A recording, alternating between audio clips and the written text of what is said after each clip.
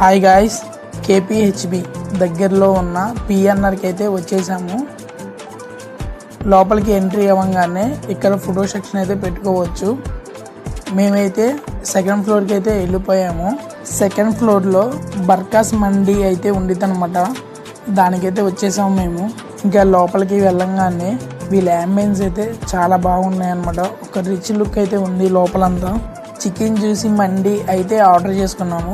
దీని ప్రైస్ వచ్చేసి 699 రూపీస్ అయితే పడింది. చికెన్ జ్యూసీ మండి చూడడానికి అయితే చాలా టెంప్టింగ్గా అయితే ఉంది. 4 మీడియం సైజ్ చికెన్ పీసెస్ అయితే ఇచ్చాడు.